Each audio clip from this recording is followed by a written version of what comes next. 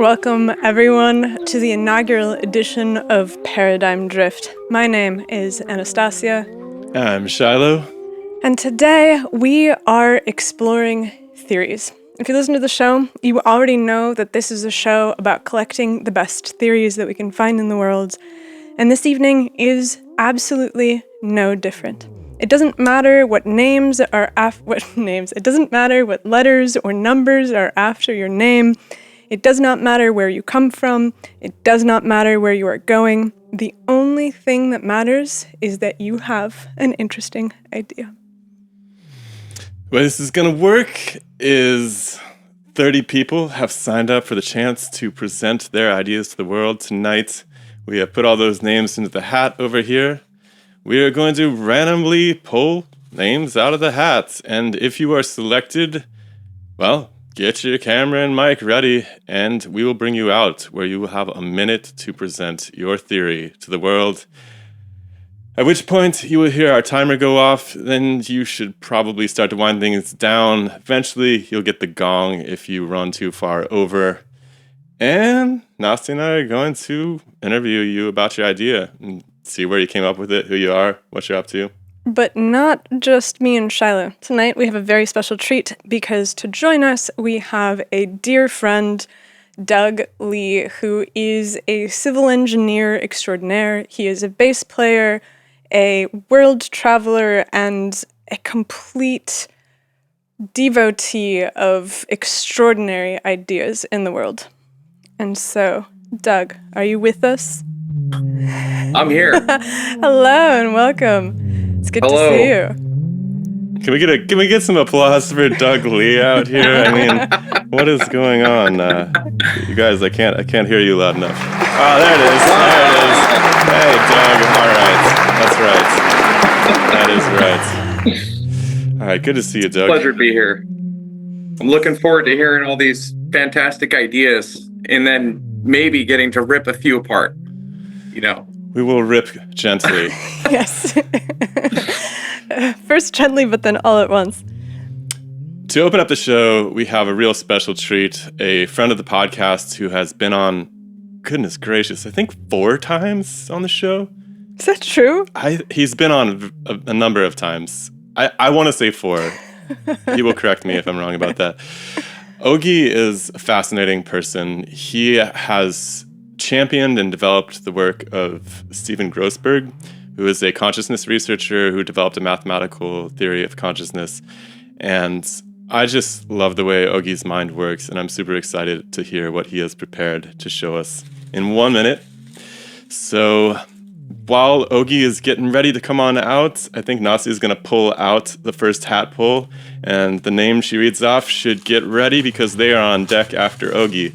And so after I read this name, whoever this is should make sure that your camera and your microphone are working, because when we promote you to be a panelist, you're going to come in and immediately turn on your microphone and your camera, which will not be on when you come into the room. So turn those on, because as soon as you come in, the minute starts. If you guys screw up the technical stuff, no hard feelings, but we are going to keep moving because there are plenty of people who want to present tonight. So sign up again. If you can't get your audio and video working, we will see you next time. Don't take it the wrong way. Indeed. All right. And so our first pull of the night, James McGinn. All right. So James McGinn, we're going to do Ogie right now, and you are on deck. You're on deck. The scientific revolution starts now. The DemystifySci podcast. Let us see in the dark.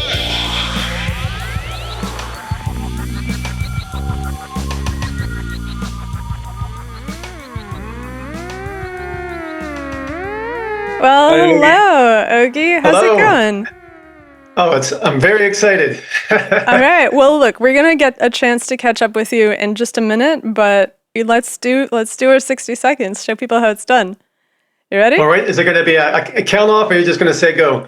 I'm just let's do it. Let's do a count off. 1, 2, 3, go. The great physicist Richard Feynman once declared that the most important thing to know about our universe is that it's made of atoms. He's wrong by half. The most important, most illuminating thing to know about our reality is this: The structure and flow of our universe is governed by two very different sorts of dynamics, two sorts of physical activity.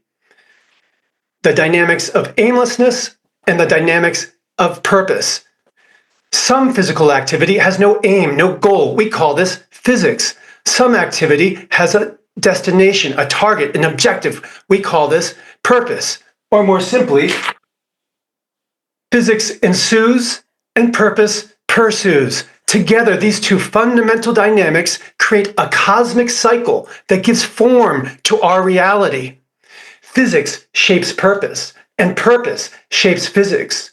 One revelation that falls out of this insight is the nature of time. Time itself, that great deceiver, becomes clear when we understand the cosmic cycle. Time does not emerge from quantum foam and superstring. Time emerges from the interplay of matter and mind. Yes, that's how you do it. That is how you do it.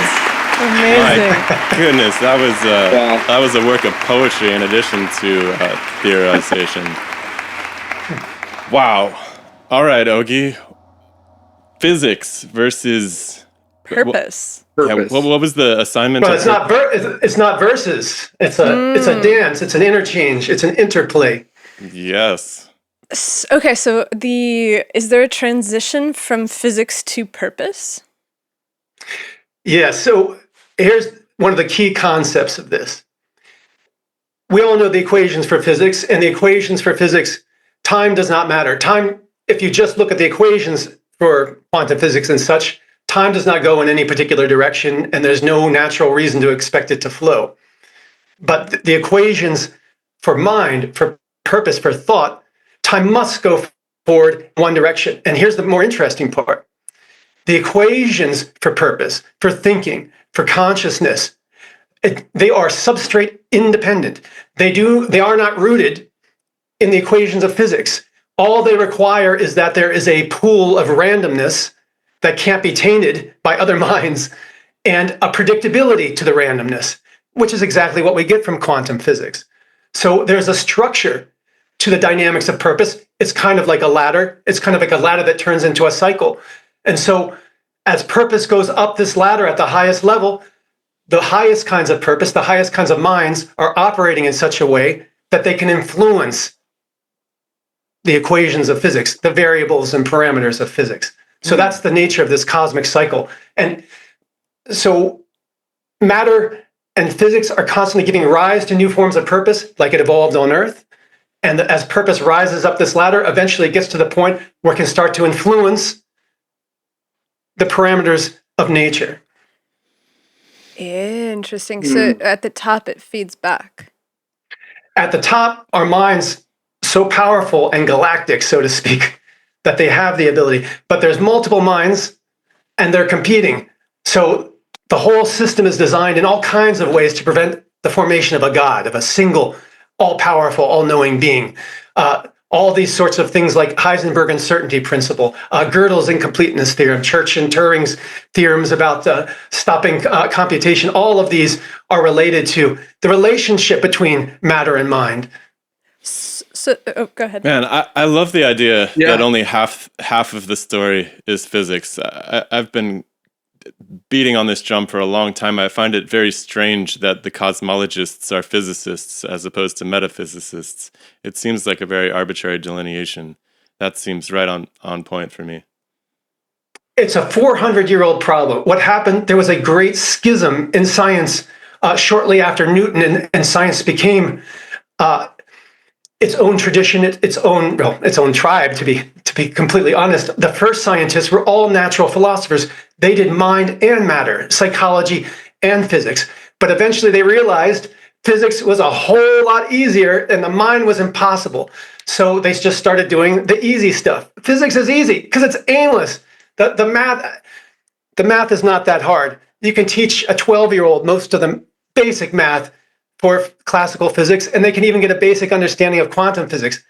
No 12-year-old can understand the mathematics for consciousness and these sorts of things. It's a whole order of magnitude of greater complexity. The math is far, far harder. And we're only in the past 25, 30 years starting to understand that math. So this is the first time we can start to connect all of this math of purpose with this long-standing math of physics. And what you see is purpose is its own independent thing. It's not rooted in the particular variables or the particular nature of quantum physics or relativity, for that matter.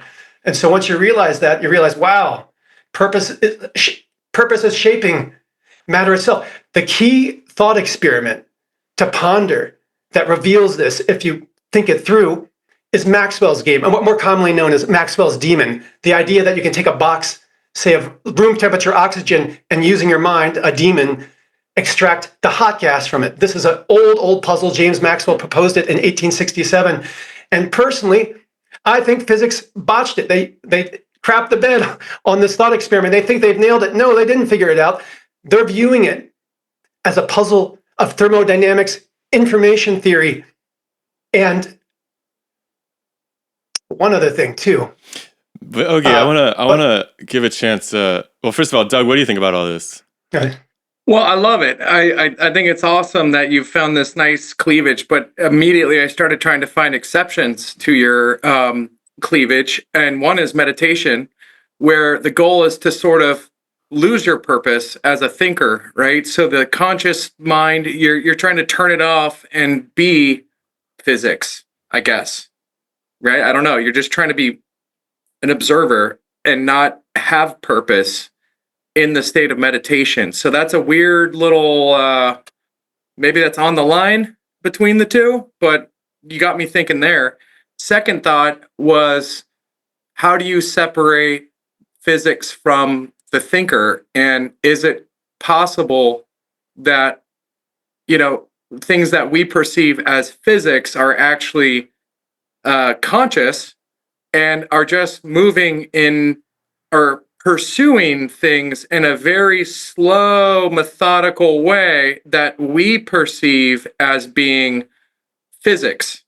But like gravity, it's 9.81 meters per second squared. Well, maybe that's the conscious object or whatever that's creating gravity with purpose is slowly changing that formula. And it's just changing so slowly that we can't perceive it changing in our snapshot of time that we are conscious in this universe. So that was just some stuff that came to my mind. I don't know if that's relevant at all. Well, but let me tackle the very first question you said, which is how can you tell the boundary between the physics and the purpose?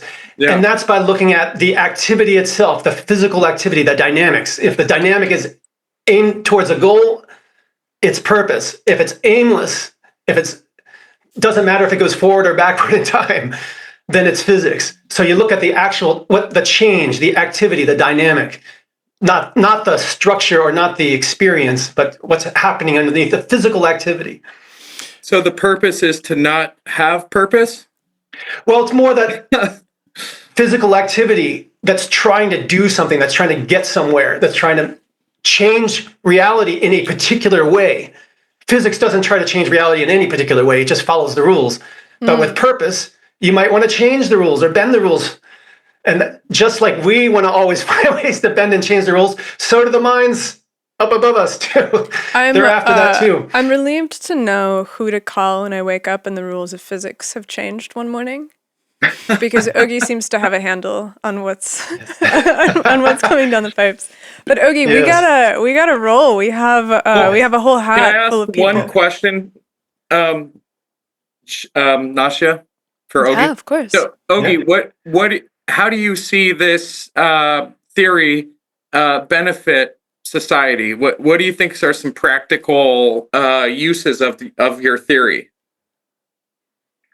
Number one, I think physics has got a stranglehold on people's notions of what's possible in the universe. They promote this idea that the universe is going to end in heat death, just ultimate boredom. And that's just completely phony and false. It just takes humans and purpose and minds and consciousness and love, and it takes it all away and gives it no role.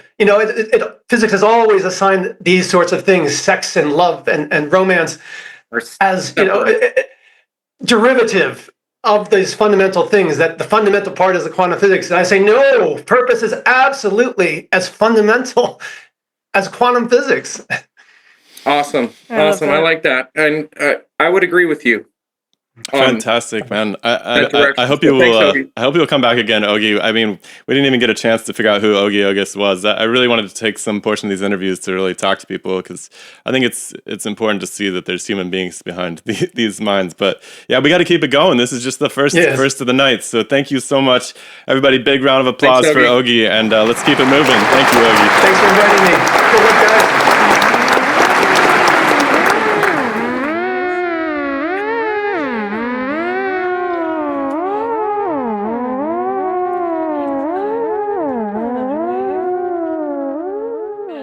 Here we go. Let's hear it. 3, 2, 1, hit us. I made the discovery that hydrogen bonding, as we currently understand it, has just been mistaken. And I'm going to tell you now what that mistake was. Well, when they established the theory for hydrogen bonding, they had this rule, or Linus Pauling, I should say, established this notion that the reason molecules are polar is because of a difference in electronegativity between the constituent atoms of the molecule. In this case, most likely we're talking about the molecule of water, and those constituent atoms are hydrogen and, of course, oxygen. And the mistake is that it's not the electronegativity that's causing polarity. It's the actual electrical gradients coming from both of those atoms that are affecting each other. And collectively, they are what's causing polarity. Now, that might seem kind of arbitrary, but here's the big thing. When H2O molecules make hydrogen bonds with each other, an additional electrical gradient comes into the equation, and this additional electrical gradient cancels one of the effects of one of the other electrical gradients that are causing polarity. In fact, it essentially neutralizes it, and this allows us to. There it is. There it All is. right. Let's give it up for James. Welcome, Made James. it to the very first paradigm drift, and you have Indeed. All right. presented your minutes. And we've got at least somebody in the chat who's like, this is absolutely what I wanted to say. So, James, you've got at least one fan. Fantastic. James, where are you from, man? I'm in Santa Clara, California, South Bay. Beautiful Santa Clara. Yeah. What's your day job? Are you a full-time theorist at this point? I'm kind of retired, but I'm also an entrepreneur. I'm pursuing some business ideas, that sort of thing. You know, the whole AI revolution going on is a pretty big deal down here in Silicon Valley. They have not started to replace us theorists, fortunately, so that's a good thing. No, they're going to get there, though, it seems like. I hate to tell you, there was a headline today that they achieved, they came up with a scientist's hypothesis that it took them 2 years to come up with in 24 hours. Well, start looking for a job, guys. Yeah, Bad news, everyone. It sounds great in a lot of ways, and it sounds scary in a lot of ways, too. Yeah. So we've misunderstood electrostatics and chemical bonding, it sounds like, according to your research. What are the consequences of that misunderstanding? Well, there's two consequences. One of them is that there's all these anomalies that really aren't anomalous. And so the explanations are perfectly explicable once you understand that every time an H2O molecule makes a hydrogen bond with one of its own species, it changes both of the molecules' polarity. It literally neutralizes it. So, for example, one of the things that we can't explain right now is the low viscosity of liquid water. It kind of doesn't make sense that you have molecules that are polar, that when they're together, they're very fluid, because you would think if they're polar, they would stick to each other, right? And so they wouldn't be as fluid as we find in liquid water. And that's, by the way, something that's very consistent throughout its whole temperature range in the liquid phase. It's got this very low viscosity. And the reason is because it doesn't really have any polarity when it's in the liquid phase. And strangely, it's actually very highly bonded when it's in the liquid phase. In other words, they're constantly neutralizing each other's polarity. Now, one of the things it can explain, for example, is this concept of surface tension. I don't know if you ever thought about that. Why is there this surface on water where the molecules are sticking against each other? Well, the reason is because on the surface, you have this two-dimensional plane that doesn't afford an ability to achieve the three-dimensional connectedness that it would require to get rid of that surface tension. And that's the whole basis. And and there's one more big one, and that is we can't really understand storms until we first understand surface tension. And that's because in order to understand storms, you have to understand the vortices in the atmosphere that actually deliver the low pressure energy that causes the uplift we witness in the storm, and that essentially caused the whole storm. Do you spend a lot of time studying tornadoes? Yeah, I'm president of Solving Tornadoes. That's the name of my company. I had a Amazing. Heck yeah. James, I'm a kind of a visual person. I'm an engineer. I'm more, with geometry, and it matters to me. But I've come to a conclusion that everything's spinning, and shape and vortices, and I'm thinking about those plots of the different mode shapes of molecules based on their energy levels, right? They have different shapes. So that's you said something extremely profound, and that is that the vortices are actually made of a kind of plasma. Okay, and this plasma is the consequence of water droplets on wind shear boundaries that begin to spin, and as they spin, they elongate into polymers, and these polymers in water are actually, believe it or not, they're actually structural. They're hard. And that gives them a lot of leverage. So they're able to pick up a lot of speed. And they occur in the trillions. And they also have these properties of wanting to collectivize and encircle the flow that's causing them. Okay? And that's how vortices originate in the atmosphere. So James, where have you done all this work? Is this just something that you've been sketching out since you were a kid, or has this all come to you in later years, or where did all these ideas come to you? Did you get caught in a tornado? What's that again? I said, did you get caught in a tornado? Wizard of Oz style? You woke up with a house on top? I've never even seen one in real life, but I did kind of have a fascination with them. And even as a kid, I had this opinion that there was something structural about that vortice, about that very distinct looking vortice. And over the years, I kind of said, well, there's really nothing in the atmosphere that will give that structural basis. And then one time I was watching this TV show and they said something about surface tension. And I go, hey, you know what? I don't really understand what surface tension is. So I started looking into it. And then I came to this realization that not only I eventually came to understand it, it has to do with breakage of hydrogen bonds, which is strange. Breakage of bonds increases polarity because the H2O molecules self-neutralize their own polarity. Therefore, if you can achieve breakage, but at the same time achieve enough connectivity, you could possibly have this form of a plasma appearing in the atmosphere. And that's eventually what I figured out. Do you have to redefine plasma for this to be possible? Yes, because this is definitely not an ionic plasma. This is not a hot plasma. Well, it's not so much redefined plasma, but everyone has this notion in their mind that plasma can only occur one way, Most ambiguous word in all of science after energy, I think. But I heard there's a new plasma now. There's Someone like 12 to plasma. 15 different types from what I understand. And people have confronted me with that fact. They says, no, you can't use that because there's only, all plasmas have to be hot. They have to be ionic. And the problem is that there's really no other way there's no other word that fits to actually achieve. When you see that vortice, it has this distinct structural property. And there's really no other way to approach it. I mean, I could maybe come up with my own word, but that would just confuse people.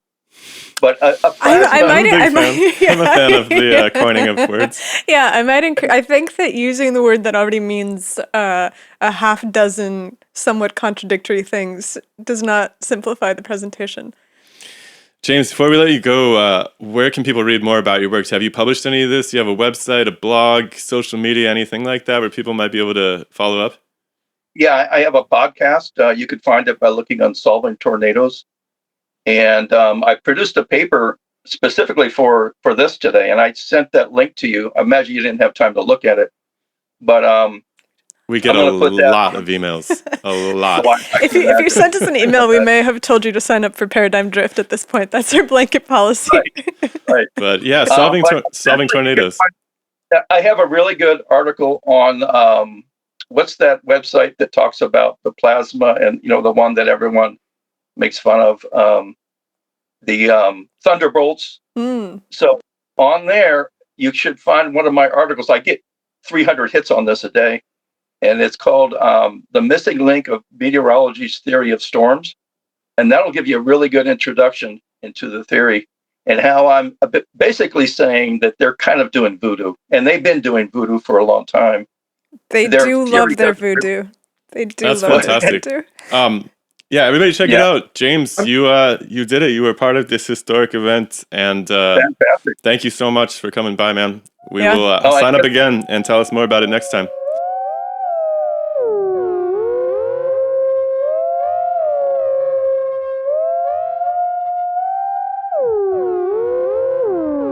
Welcome.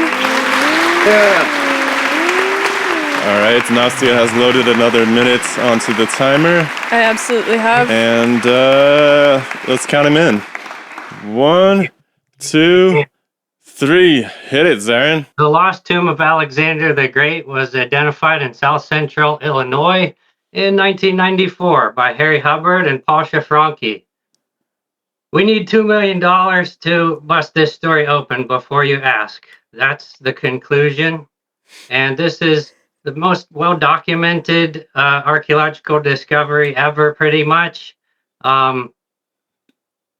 In perhaps 9 BC, Alexander Helios, heir to the Ptolemaic dynasty, sailed across the Atlantic with 50,000 troops who were still loyal to him after Octavian had conquered Egypt in about 30 BC, across the Atlantic, up the Mississippi, the Illinois River, and the Skillet Fork, dug out some sandstone layer, and they brought their family Sema with them. In 1982, Russell Burroughs discovered this site, and between 1982 and 1994, when Harry and Paul came on the scene, thousands of stone artifacts came out of somewhere in south central Illinois. Paul broke the script, which was a mishmash of various ancient Mediterranean writings, and it tells that this is what happened. There's forensics and documentation of from Russell what the tomb looked like that matches with descriptions of what should have been found in Alexander's tomb, which is as yet unlocated in history. Alexander Helios disappeared from existing history at about the age of 10. All right, there's Zarrin Leff with a cryptic history story that we're going to have to try to take apart now. I think it deserves more than All that. right, come on, guys, come on. There it is, Zarrin Leff. That was excellent. The legendary Zarrin Leff. How you doing, Zarrin? So, if you know me, that was not a crackpot astronomy idea. That was an theology idea, and it's pretty solid. I've read Harry's books, and he's got lots of videos showing what he was up to in 1994. And so, for you paradigm drift guys, you can understand one of the problems with this story being that it's a paradigm shifter, and we need $2 million to buy the land. It's strange to me as I've gotten into this how for 31 years Harry and Paul have said the same thing and nobody knows about it. Anyway, I'm doing all right. Thanks. How are you? Pretty I good, got my man. check right here, Zarrin. I'm just kidding. In California, people sneeze $2 million. No, I don't I think wish. money's going to be a problem. So, Zarrin, my first thought is like, there's a lot of archaeological sites in the U.S. that, from what I've heard, we can't even touch them because there's rules prohibiting. But there's these great mounds and such in Ohio. Yeah. Is that right? I could be totally Yeah, wrong. we got tons of mounds back in Ohio. Shout out to my people in Ohio. Shout out to Ohio. And so I think there's a whole lot of archaeological stuff out there that it's been concealed and it's been gatekept by the archaeological theologians, right? Who if they were to admit they were wrong, they would lose funding, they would lose their job, and they'd be out on the streets. So they don't want to give up their faulty theories to protect their livelihoods, and they've suppressed knowledge. That's my feeling, right? Not being a expert or anything, but where is this site, and how come why hasn't it been excavated and researched? Why is this being concealed from us? And what's why is it concealed? What's the benefit of concealing it? I'm just curious. I've talked to Harry a bunch over the past couple of months, and from what I can tell, there hasn't been an active suppression. It's been more narrow-mindedness, pettiness, and human stupidity combined with the fact that this location is on private land, and it's not in the hands of a supportive landholder, from what I understand. But I'll have to go there in person this summer to try to get an agreement to sell and get a better handle on how is it possible that this find is still unknown after 31 years. What do you think? What do you think is going to be found? Any speculation? Well, what's there is the family Sema of Alexander the Great and all of the Ptolemies. I forget the total number of bodies, 13 and one woman, exactly what you would expect of Alexander the Great in a gold coffin that Russell Burroughs talked about, all of the Ptolemies, and one female who was Cleopatra, Queen of Queens. But wait, did you bury the lead on Cleopatra also being in the grave? Well, yeah, Cleopatra, Queen of Queens is in there. I'm suddenly much more interested than it was when it was just Alexander the Great. Alexander Helios was a twin with Cleopatra Selene of Cleopatra, Queen of Queens. Cleopatra Selene had a life in Europe and was talked about in the history books. Alexander Helios disappears at the age of 10, and she's buried along with the rest of the Ptolemies and Alexander the Great in this Sema. Yeah, a lot of people don't realize that Cleopatra was on this Greek lineage. They see these like the movies with Cleopatra, Mark Antony. They don't realize this was in the Hellenized period of Egyptian history. She, I don't even know if she spoke the Egyptian language. Does anybody know that? She certainly dressed the dress for the movies, though. Can we talk about the flag? Oh yeah, what's this flag behind you, Zarrin? That's a Czech Republic wool blanket. Military wool blanket. Is this part of your family history, friends? You fight for the Czech army? Is there something we should know?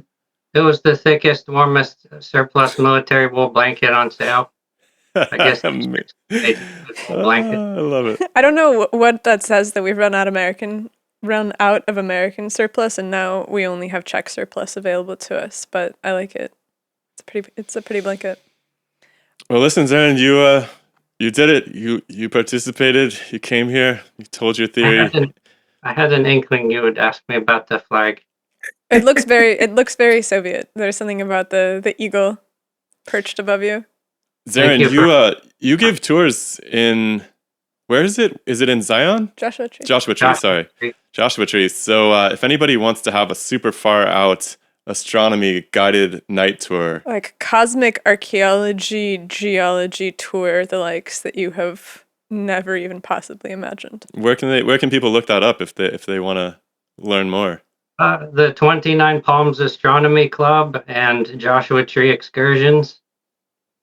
Zarrin, have you seen anything unusual in the skies above Joshua Tree? No, and my theory is that that's because there's a tremendous number of planes that fly directly over Joshua Tree, going to LAX, Ontario, John Wayne, San Diego. Sure. But Harry Hubbard and Paul Shafranka told me exactly where to go off of mile marker 14 and 15 on New Mexico Highway 454, whatever it was. And I plan to go there this summer to try to see what they said they saw all over the place there when they were in the Southwest. Motherships, ships that would come and disappear when they give them the middle finger, and the ship would fly toward them, and maybe something's going on there. That's amazing. Oh man, maybe Alexander had a special craft to transport. Chariots of fire. I don't think that this is anything to do with Alexander the Great. However, one of the problems with this find is that some of the artifacts depict UFOs, and the inscription reads, for example, a basket-like object flies swiftly through the air with blinking red lights, or something like that. And that's a problem. Patovolto. Interesting. Zarrin, come back again. I know that this is just scratching the surface. We can talk about Alexander the Great more, or we can talk about any of the other number of theories that you have. We really appreciate you. Yeah, thank you, Zarrin. Well, I love the UFO stuff. Guys, Zarrin, give it up for Zarrin Leff. Yeah, good stuff. Thank you, Zarrin.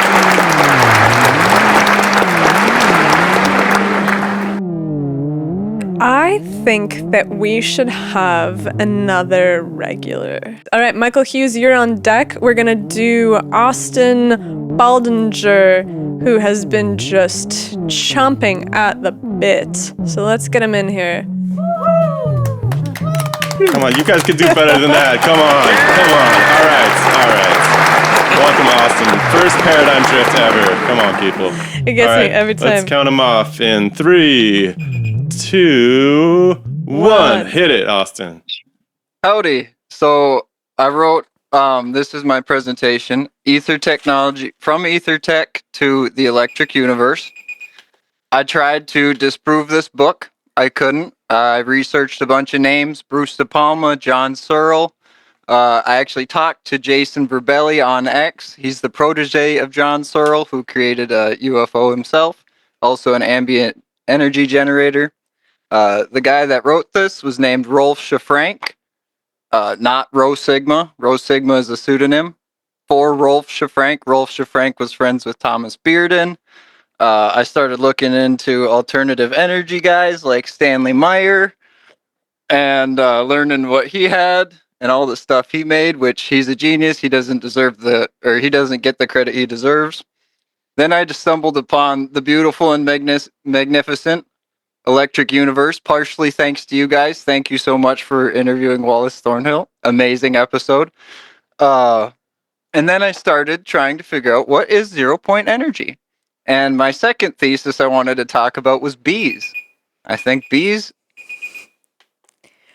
All right, welcome, Austin. That was your minute. All right, Austin. Thank you for making it out. More a genealogy of fringe physics, which we appreciate very much, than a theory per se. But I want to hear about bees, though. You can't just stop with that. No, Shilo, I want to hear about 0-point energy. We can do them both. I think we can do them both. Are bees involved in 0-point energy, or these are just totally separate things? All right. Can you give me? Let's try to actually do this one in less than a minute, though. My thesis is bees are, due to their size and scale on Earth, they seem to have a resonant structured cavity effect, which aka creates amplitude of compression waves within the bee. You see this thermally. It creates an ionic/electrical potential that slightly alters the space around the bee. The bee makes its own tornado. You can literally hear it. Bzzz. Wow. It's an electrical phenomenon. It's partially anti-gravity. So it's why the does it same have with to... ice. Wait, what? It's the same with ice. Elaborate. Guy earlier was talking about the power of a tornado based on hydrogen bonding. Another thing is Hal Puthoff, and Dan Winter. They're two guys that are never talk about each other, but have the same theory, basically, that Howe put off ground state of hydrogen is the balance between the emitted radiation of the electron and the orbit fluctuations that are absorbed from the vacuum. Dan Winter says hydrogen radii stem from Planck. Planck is cosmic universal microwave background on the lowest frequency imaginable.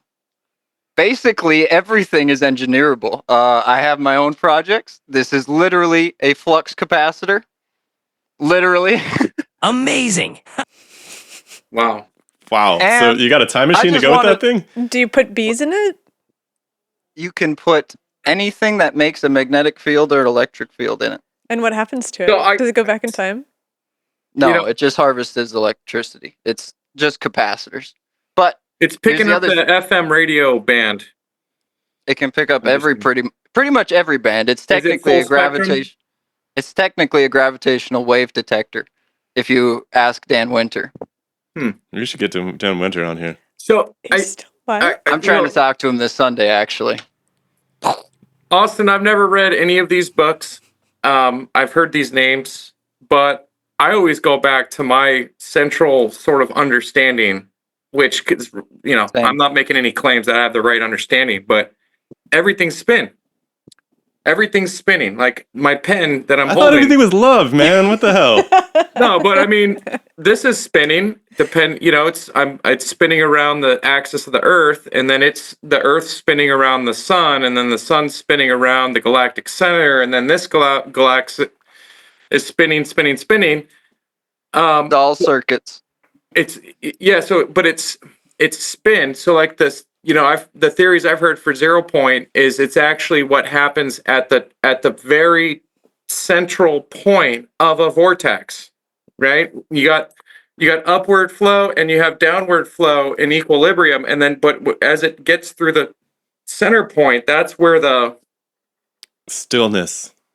But plasma, gravity plasma is in there, but to me this is the key. But I'm just getting excited. Charge flow to 0 point center is the gravity. Wait, I see. There's a lot to unpack here. Yeah, I feel like I've entered like an episode of Star Wars or something like that at this point. There's so many terms flying around here. It's just it's getting away. One from of the things I have to mention Did it. 42 seconds on YouTube. It's 42 seconds on YouTube. I have to mention it. It's the plasma compression fusion device Sal Paez, I think he talks about in the interview, but I've been posting about it like crazy on X.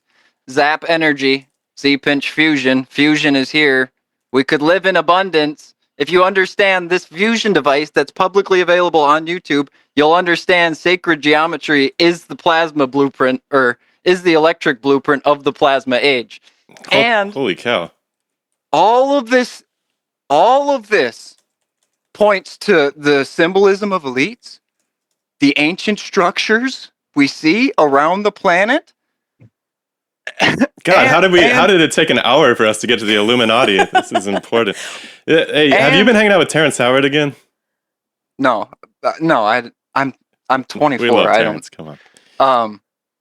And the Chinese are doing this. I've stumbled upon their physics papers. Just in the last month, since this year, they are publishing papers on how to contain fusion at a distance, entanglement, which is basically resonance. It's all there in the physics that the Chinese post publicly now. So, in my opinion, they're first to Star Trek future if America or somebody doesn't start talking about the electric universe and what's really going on. Because Hans Alfvén and Tony Peratt worked at Area 51 on the Z-pinch magnetic thing they had. They created an electromagnetic Z-pinch at Area 51 to study its effects. And then they put out, I guess it's Squatterman. Easy does it. It's a plasma distribution itself or whatever. It's a weird rabbit hole to go down, but the plasma physicists know what's up. And I'm so happy to have stumbled upon the electric universe, and so happy you guys interviewed Wallace Thornhill. That was really cool. R.I.P. Yeah. Austin, I want to go down your rabbit holes, man. I want to follow you. You might want to get a Austin, room for that. Exactly. Where can people follow you and follow up about all this? Where are you hanging out at? You said X? The people want your Twitter. Yeah, I'm on X at Chief Dinger. Oh, that's you. Okay. All right, man. Chief Dinger? Yeah, he's All right. always just You like. can see him because my name, and you did a great job. It's Baldinger. The D is supposedly silent. Did I pronounce it correctly, or I think I added the D in there? Close. Yeah, close. Chief Dinger. Austin, the thing I get hung up on, and this is probably something I get hung up on with my friend here, the hosts here, is like, what is electricity? And you're talking about electric universe. Wall Thornhill got hung up on that in our interview, if I recall correctly, too. Yeah, but isn't it? I mean, I still go back to spin, and another guest here, I think it was Thuk, who was talking about patterns. Aren't we all talking about patterns of spin? So if we can spin something the right way, can we achieve 0-point energy? Is that kind of what we're going after?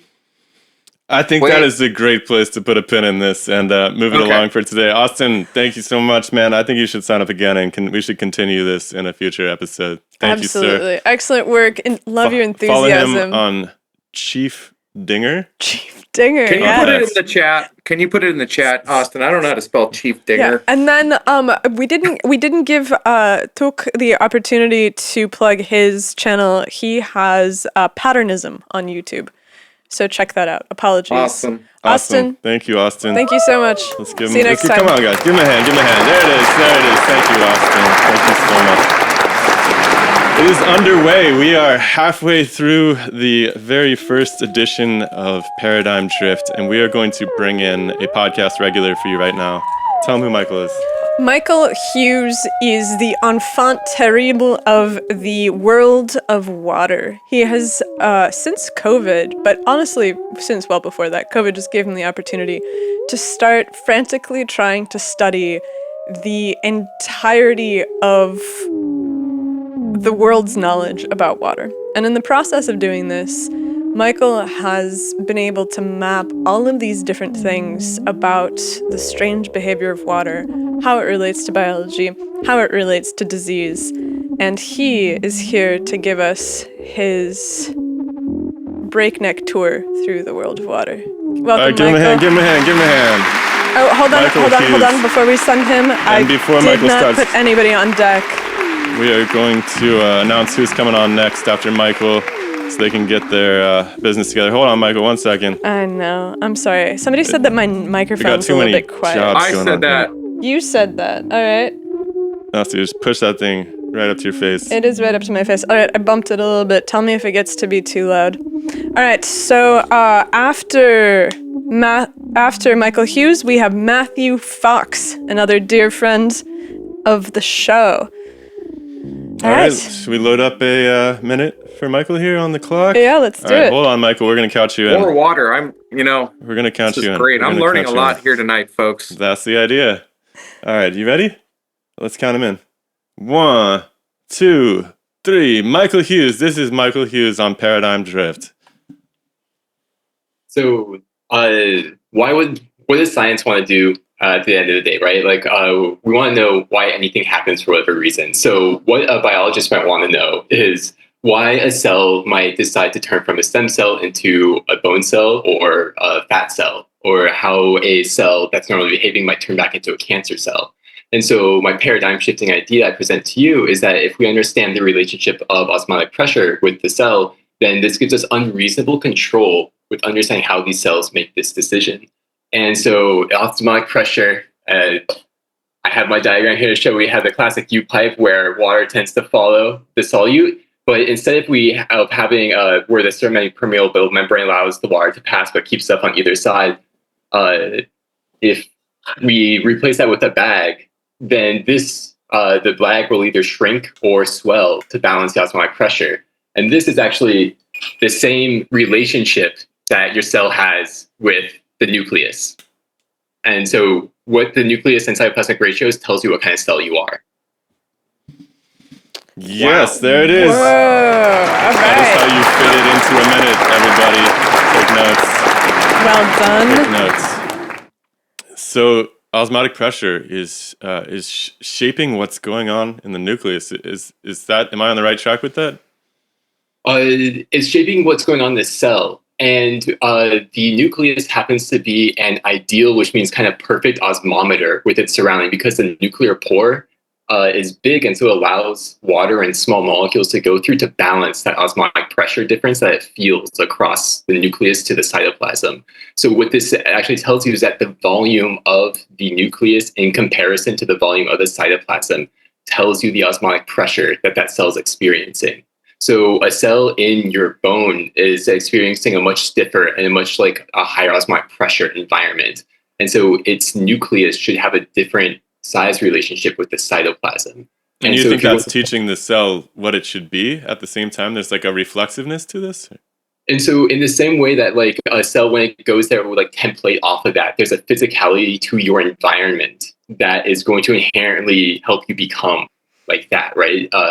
And so as opposed to like activating or turning on genetic pathways, you can put a cell in the correct osmotic environment where that will encourage the right relationship of like the nucleus with the cytoplasm, which will reflect what kind of DNA binding proteins are bound or unbound, because it's where that osmotic pressure is going to be the force that's going to bind the transcription factors to like enact this genetic program or let it fall off. And so cells that divide a lot are like egg cells or cancer cells. These are really hydrated cells, right? You need a ton of water, first of all, to divide. But that ton of water also means that you're experiencing a different osmotic pressure, which means a different pressure of the proteins that enact this program to like bind to the DNA.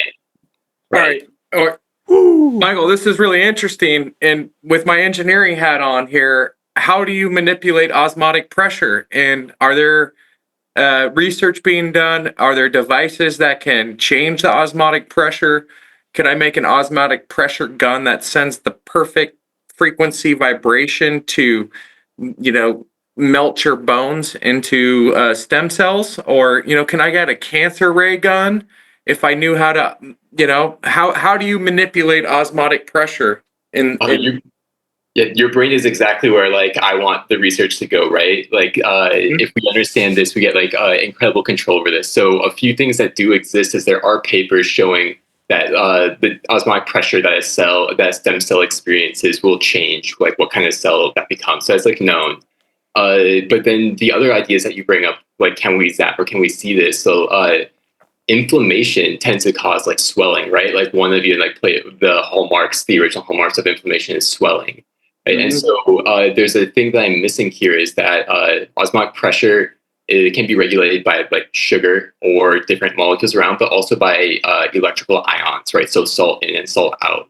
So in some way, this ties to other people like Michael Levin's kind of work about how the electrical environment of the cell, right, really, really dictates what the cell's behavior is. This is going to have an osmotic pressure component as well on top of the electrical component. They kind of talk to each other. So when you're wondering why like a cancer cell might show up in an organ, one wonder like what kind of inflammation, what kind of environment is it chronically experiencing, right? That would lead to that happening, and then how might you change, the environment within your body to better get that back under control, right? You may not even need the chemo or as much as really, catching this early diet behavior, right? We can really harness the systems that are already in our body to do the correct thing by understanding this. Michael, that's terrible. I won't be able to make any money. Yeah, I'm talking myself out. Darn it. I want to sell you my chemo drugs, bro. It's funny, Michael, I was just at the Calistoga Hot Springs yesterday, and I get inflammation in my right ankle from being a skateboarder as a teenager. And so I went in that nice, salty, mineral-rich water, swam around for a bit. I mean, maybe it's the heat too.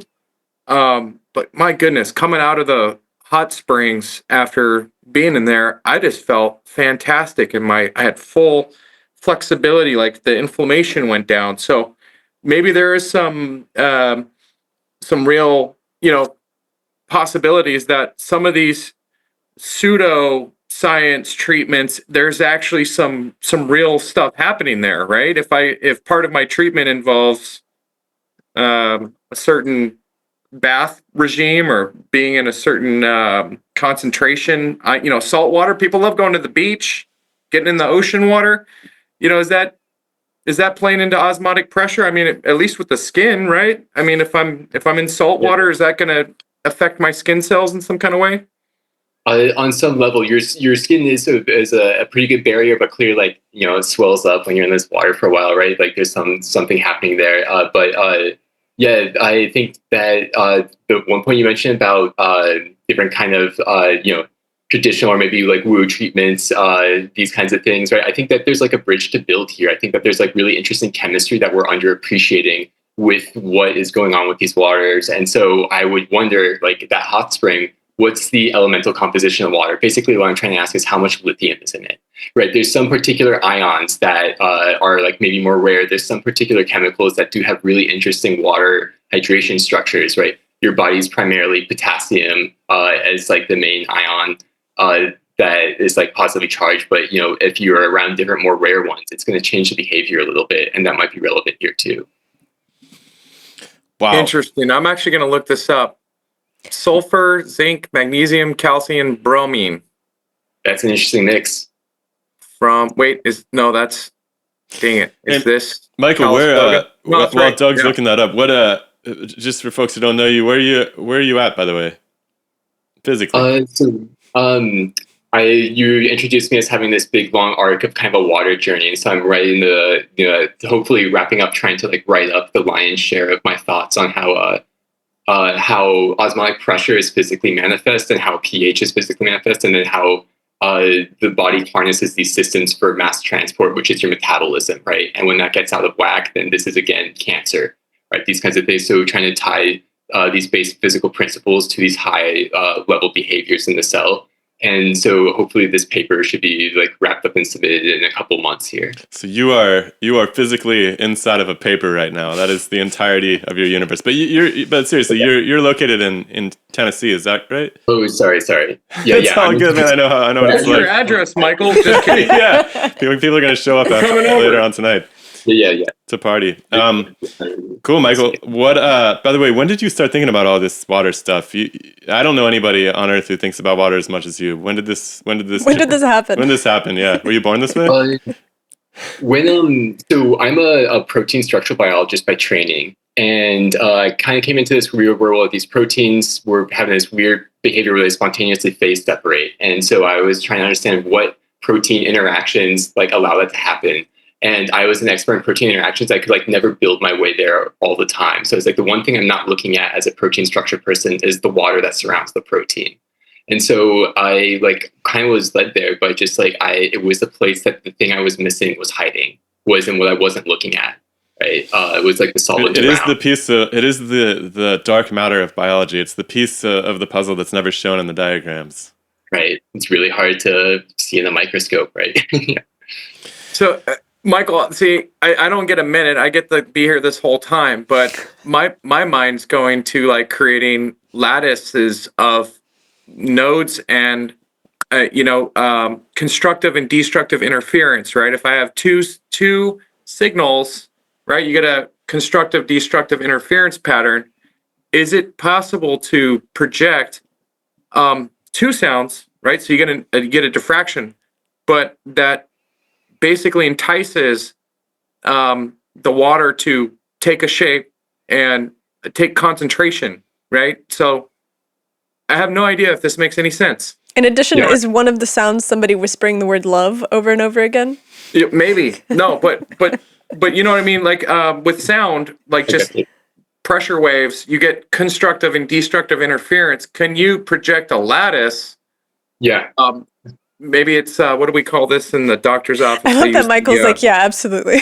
yeah, we got this on lock, right? No, I'm definitely going to have. So there's an equivalence. It just like pulls out his flux capacitor.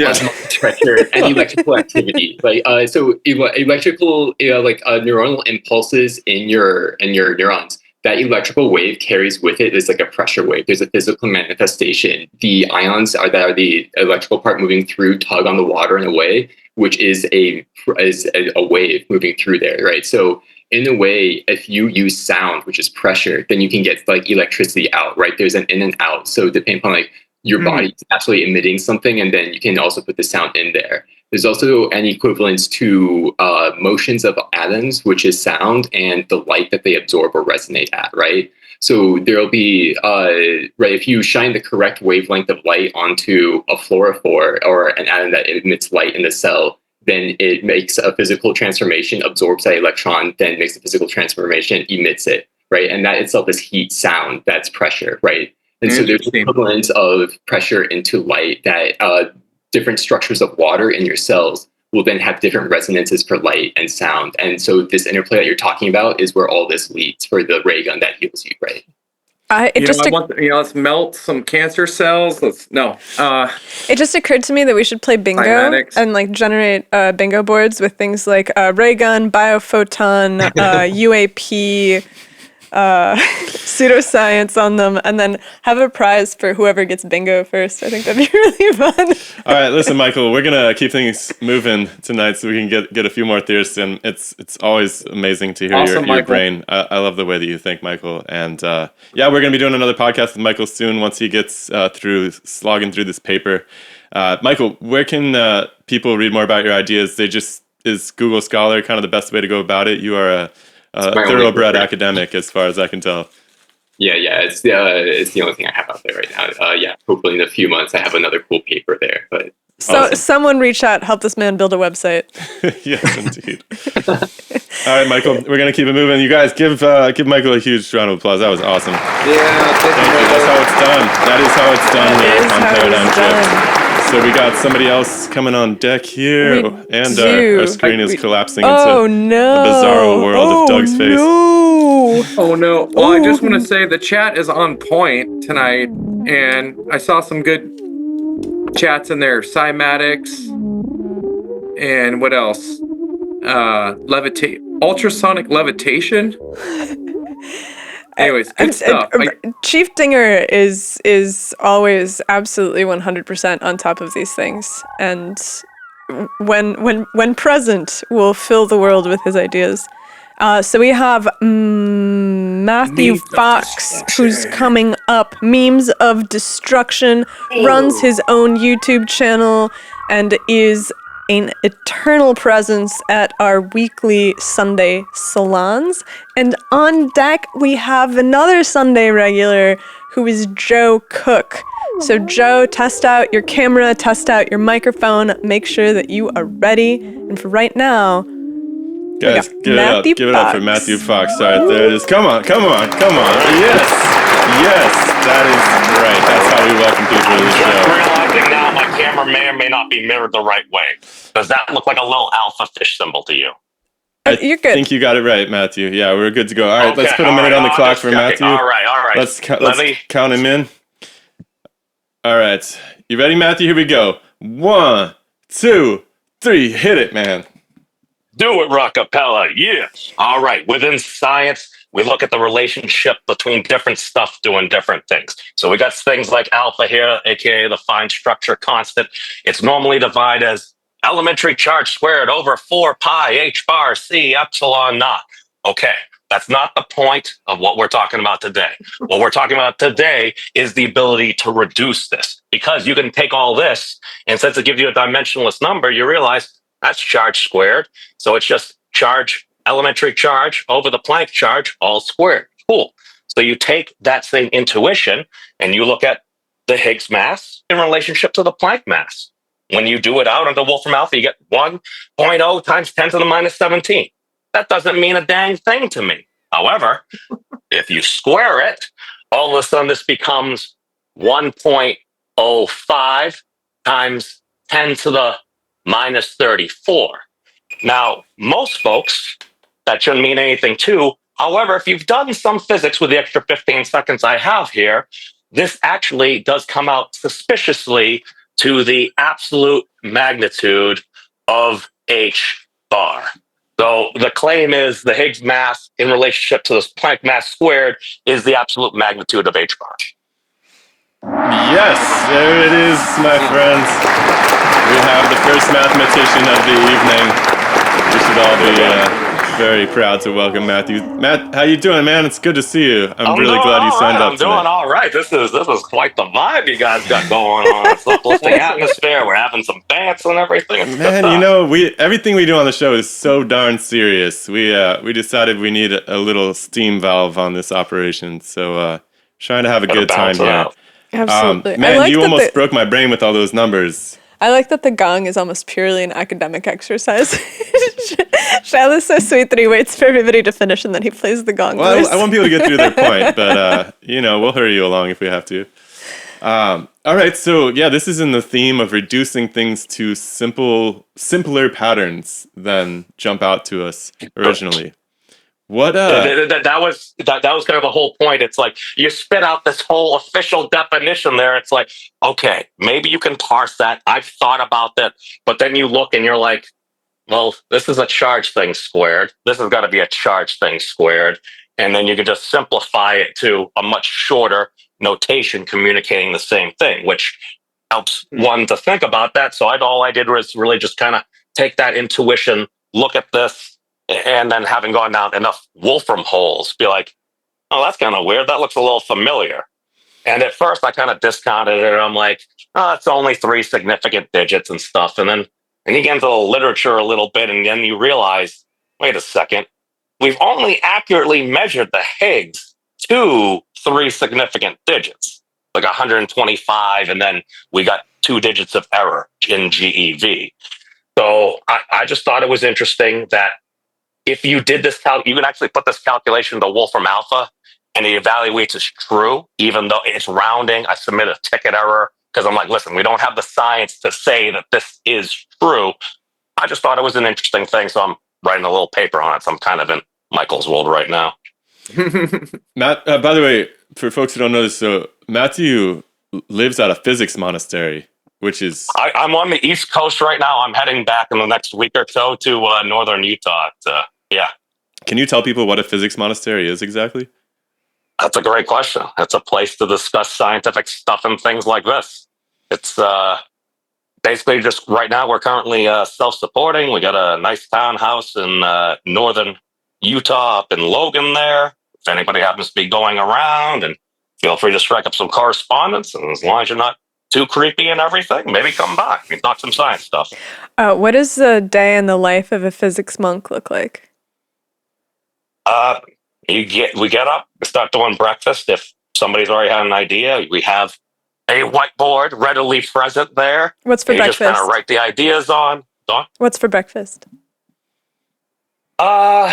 We've done our legendary monastery breakfast burritos. I know Dan's had one before and everything. We made it in the mobile van and everything when we were down there in Austin. But no, just eggs, bacon, sausage, standard American folk stuff. Yes. Okay, so you get fueled up and then just straight math? Straight to the whiteboard? Fully fueled up, going. We've gone through different eras where we'll go through like math videos. So sometimes we've gone through, I think, 280 or so of Professor Norman Wildberger's mathematics and the full intro, and then expand into the history of mathematics. And every time we'll come across something, it's like, well, that seems like some elementary algebra from 2,000 years ago. And we learn something. And very often there will be a relationship, because the relationship between different stuff and things, I believe Took was talking about, there are certain underlying patterns that you're going to notice again and again. And maybe it applies in many different situations. Maybe it only applies in some situations. So I got a question. Process of science. Is the philosophy behind this project aspirational, that there is some simplified statement that can be made about the quantitative universe? Do you guys believe in the theory of everything? Is that the holy grail, or do you guys? It seems like this process of simplification is teleological to me. Like, that if was you're such able a to complex ultimately sentence. simplify things down, you might end up with one statement to describe it all. Do you guys subscribe to that kind of thing? So, like, are they looking for a single equation? That's a fantastic thing. I don't know. Ultimately, trying to satisfy one's own curiosity, as well as hoping that any knowledge that we can discover can help benefit the rest of our fellow creature and everything. I think that's kind of the goal. I'm not sure I answered your question. Well, I'm curious, what's the practical application of this discovery?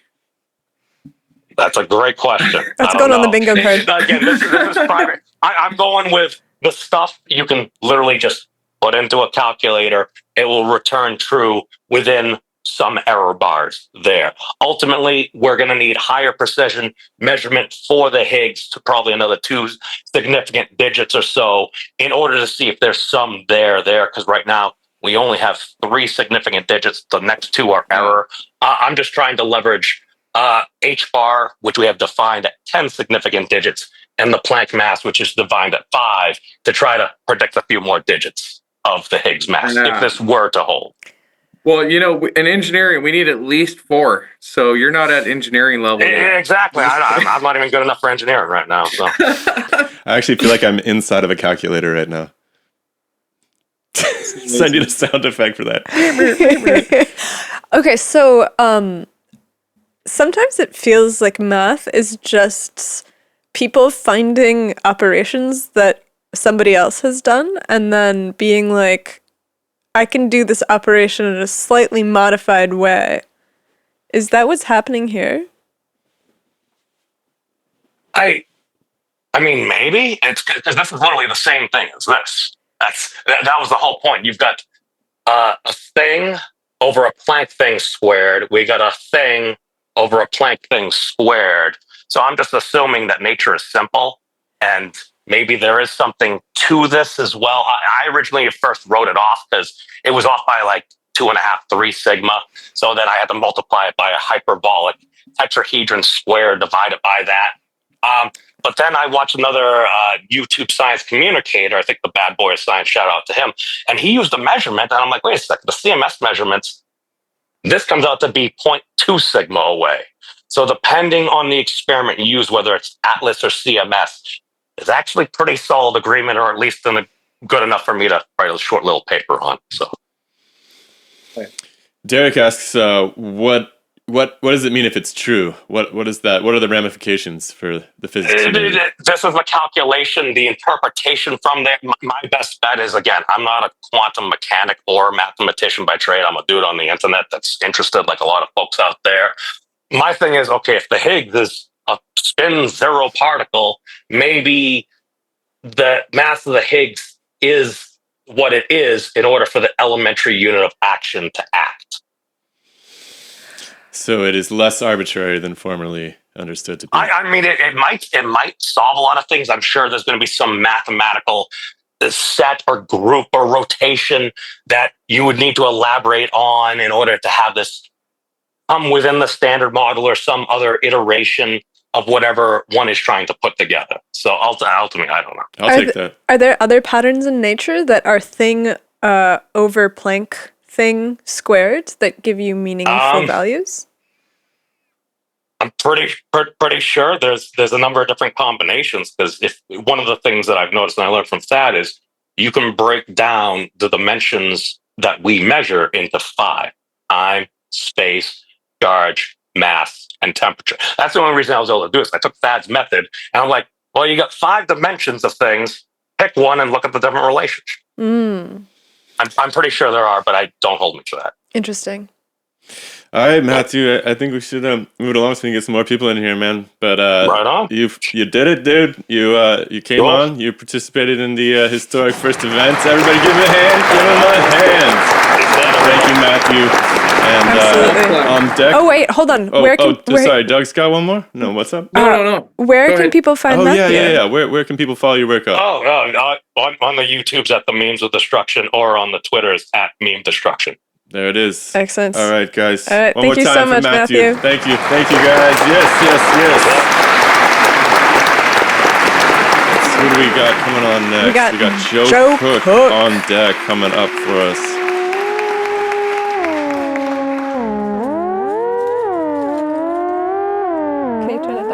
All right, we're still waiting. Joe Cook has entered the room. We are ready. All right. A big round of applause for Joe Cook, everybody. Come on. All right, there it is. Thank you. That's how we do it at Paradigm Drift. DemystifySci. All right, Joe, we will put a minute on the timer, and we will count you in on 3. Here we go. 1, 2, 3. Hit it. Our perception of time and space is limited. If we can only perceive one point at one time, zero space, we can experience a line by moving along the line, giving us the experience of past, present, and future. If we can only perceive one line at a time, one space, we can experience a plane by moving the line we can perceive through the plane, giving us the experience of past, present, and future. If we can perceive only one plane at a time, two space, we can experience a solid by moving the plane we can perceive through the solid, giving us the experience of past, present, and future. If we can only perceive one solid at one time, three space, we can experience four space by moving the solid we can perceive through four space, giving us the experience of past, present, and future. What we are experiencing as past, present, and future is motion through n+1 space. Space. All right, there it is. All right. So cook. There we go. Welcome, Joe. We're heard, Yeah. Joe Cook, good to see you, man. Good to see you. I'm here in Ohio, Arctica. Do not miss those winters, I must say. I grew up in Ohio, for those of you who don't know. And actually, Joe's a family friend, actually. His wife and my mom went to high school together, which is absolutely bananas that we have found ourselves sharing the love of strange theories of the universe together here on the interwebs. A trip across space and time, if you will. I actually think that it's deeply endearing. One of the #1 fans of the show is Shilo's mom. That's true. I don't think my mom's ever listened to an episode, and my dad occasionally listens and tells me how boring they are. He said he might be interested in the JFK one. That's true, but it's really sweet that Joe's a regular at a Sunday Salons, and so I'm very excited about this. Doug is our senior time travel correspondent, so I think we should throw to Doug. Well, you know what's funny is, I'm an engineer here. I was talking to my drafter today, and we were talking about time for some reason.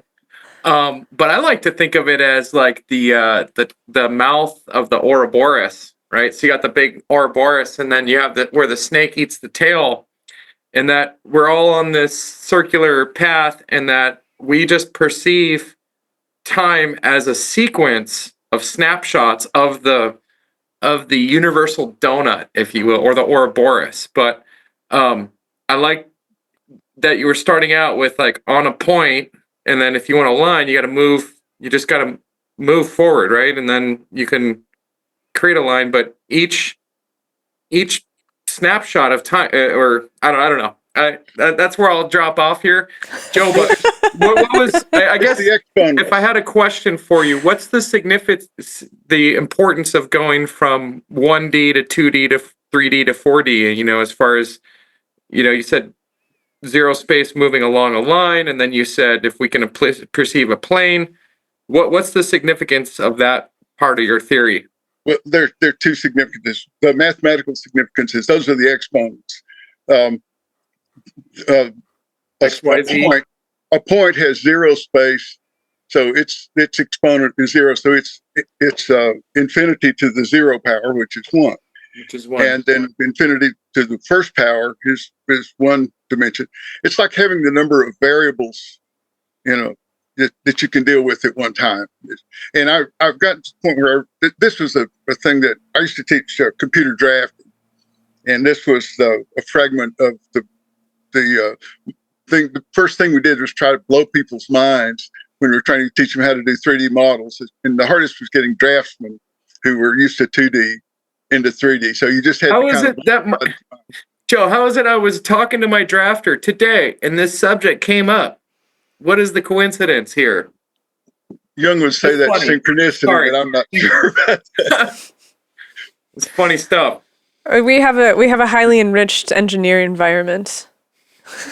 Yes. The engineers love the math. They do. We love the math. Okay, so the single point is a moment in time with no past, present, or future. It's just the present. Right. The extended. It's one point. There is no time. You can't. There's no. It's just now. It's just Right. it's like, okay. Then It's zero. you extend the point, and then you have the timeline, which is you can move If you along move it, you have to have more than one line. So if you move it, you have past, present, and future.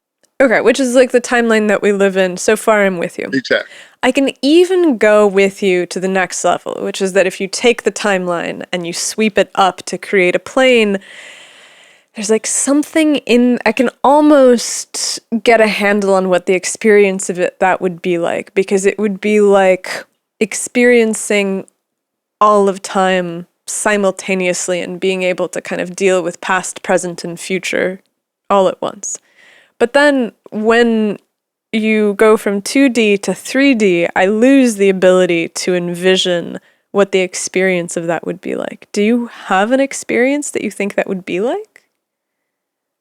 No, that's really just theoretical. I think there's the point beyond that where assuming we can simultaneously perceive 3D objects, which that we mostly agree on that. That what there's sort of a twist and a leap of faith in there that the next step in it is, it's the same thing that would be in these other things, and it's a function of our limited perception. We can only work, with that many variables at a time. Now, I also think that I've come to this point where I think that it's way too Euclidean. We think about things in way too Euclidean a fashion. It's really a spherical universe.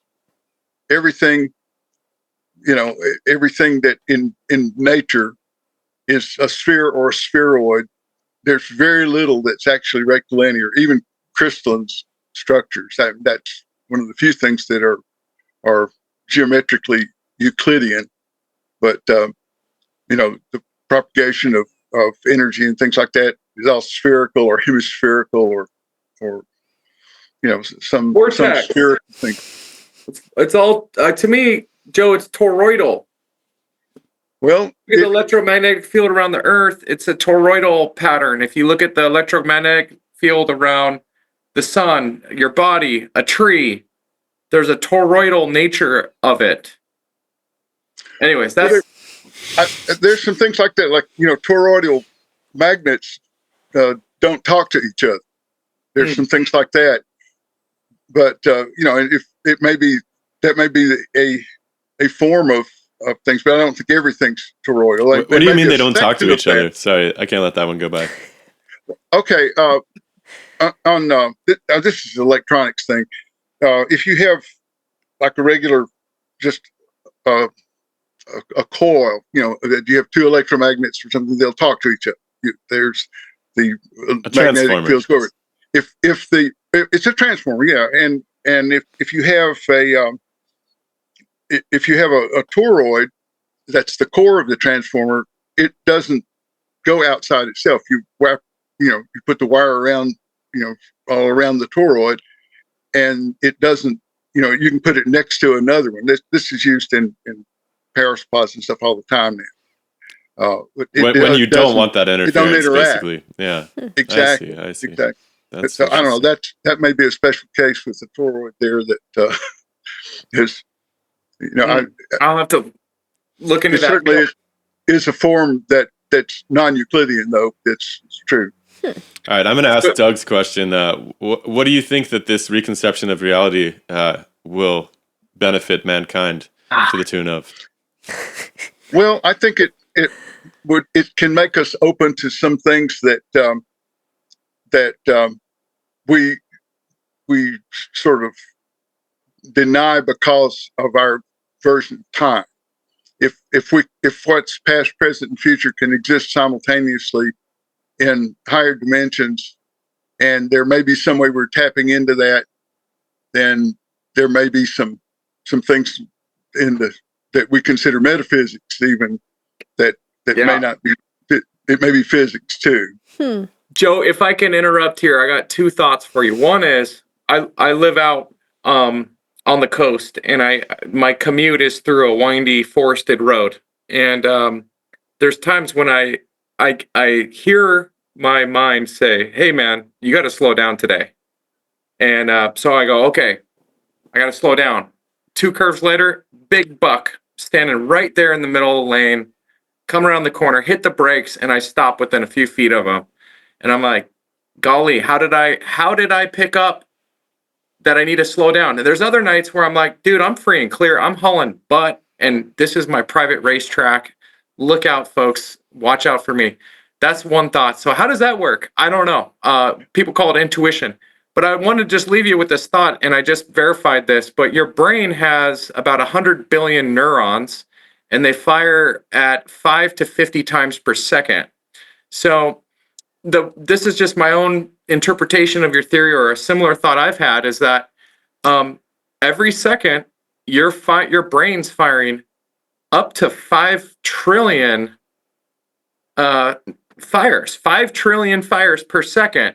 And so if those, we think our brain is consciousness is, going through our brain. If our brain's perceiving reality at a maximum of 5 trillion neuron fires per second, maybe those are those points along the linearness of time. So just a thought on there. You just maxed out my brain's firings, I think, Doug. Right?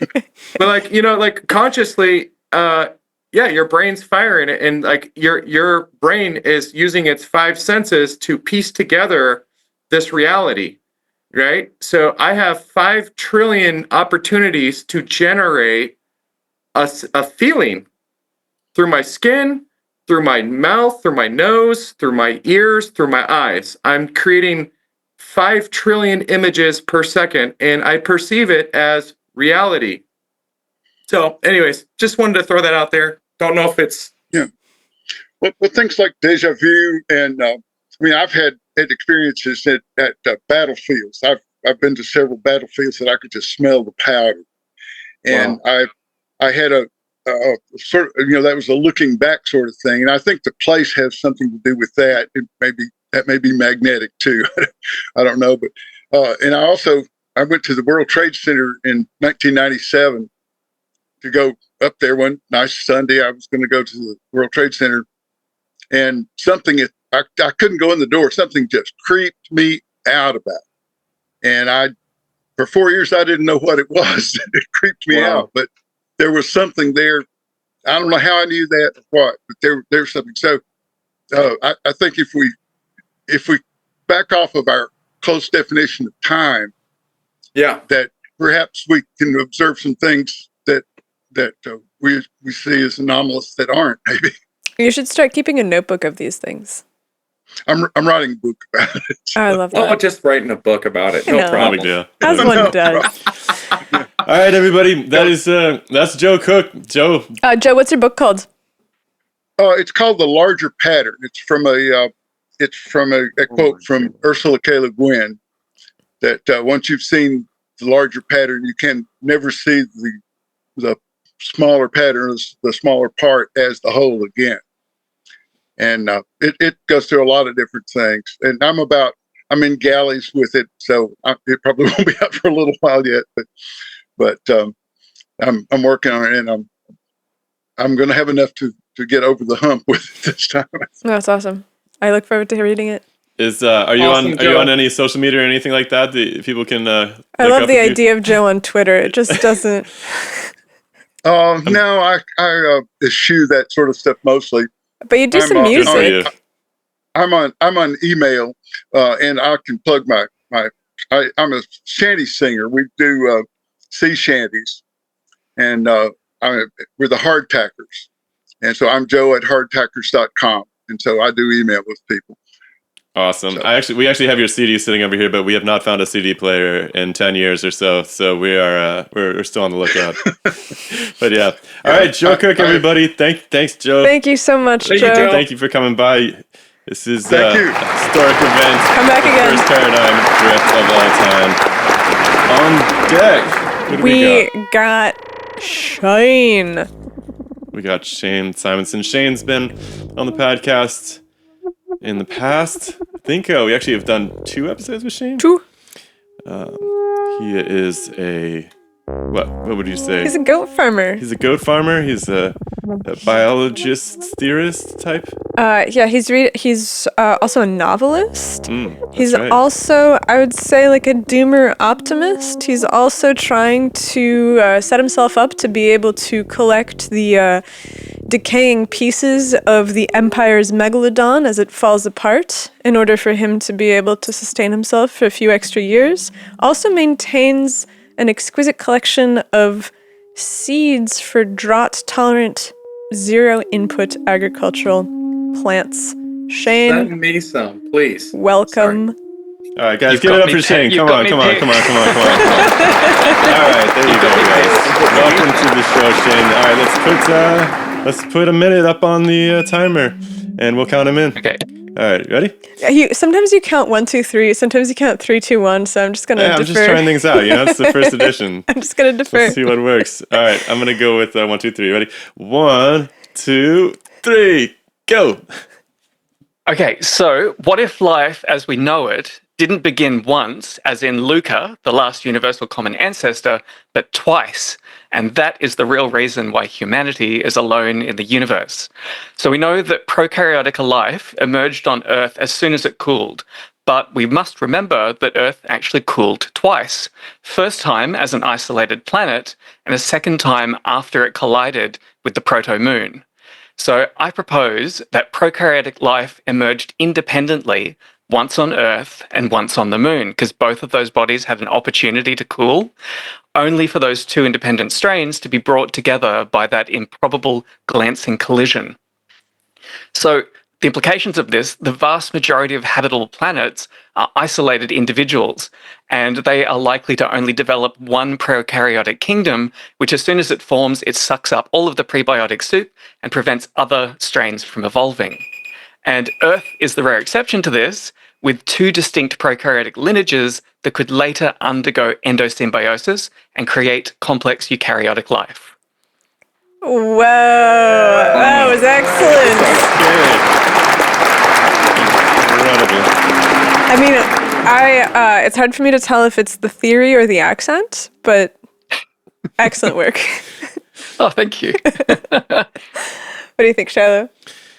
I love it. Yeah, I don't know. I mean, I got no critiques. That's a wild one for the imagination. It seems plausible to me. I mean, the history of the solar system in general is this wildly changing theoretical landscape, I figured you'd take issue with the moon collision as a piece of this theory. Maybe. I mean, I don't take issue with it necessarily. I just think that we have a really hard time talking about things that happened 4 billion years ago. It's the way that we date these rocks comes down to looking at the last time they melted, essentially. And so whenever we hear these dates about, the Earth was formed 4.5 billion years ago, it's kind of more accurate to say that the last time these rocks melted was 4.5 billion years ago. So, yeah, my mind is completely open to what happened before all that. And, life emerging multiple times. Why not? I mean, I think I would add just like one more thing, like in the theme of patterns tonight, it seems like life would make sense as one of those patterns, just like atoms, galaxies, and toroids for you, Doug. These patterns seem to result from fundamental physical processes in our universe. So yeah, Shane, I love it, man. Well, Shane, I kind of got caught where you said, and this is why we know this, we're the only life in the universe. I kind of got stuck there. Well, I mean, it would depend on detecting other exoplanets that are effectively binary planets, like our Earth and the Moon. Like they demoted Pluto from being a planet. Like our Moon isn't really a moon; it's actually a twin planet, or the remains of a twin planet. Hey, I'm going to interrupt the flow for a second. I forgot to tell David Ian Howe that he's on deck next. Are we going to close it down? We're getting close. We were getting close to time, and let's do him, and then we can sort things out. I'm sorry, I didn't mean to interrupt. Yeah, that's okay. Geez, Nastia, come on.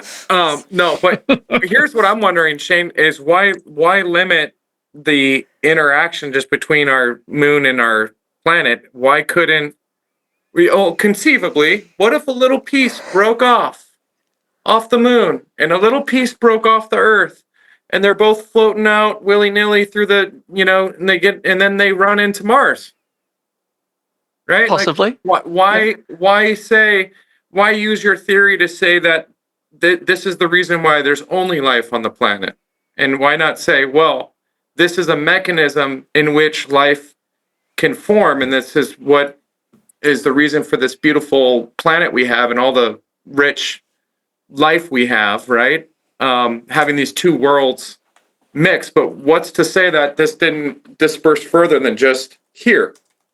Well, I mean, the theory predicts that you will find prokaryotic life anywhere in the universe that's a reasonable temperature and pressure and has some water.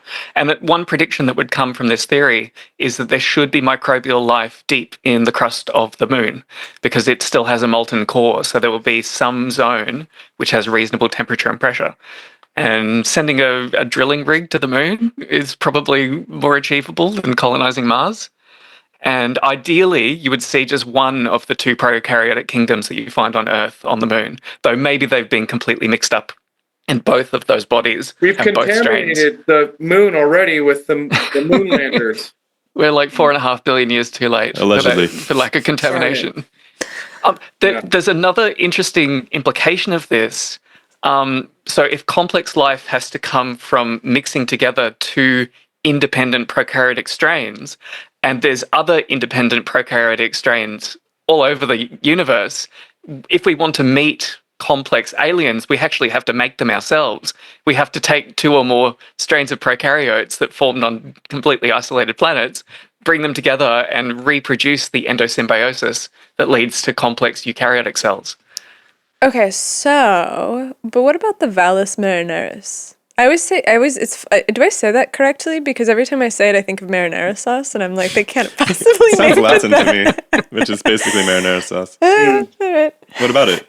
Well, I mean, it seems to be... What's the deal with that?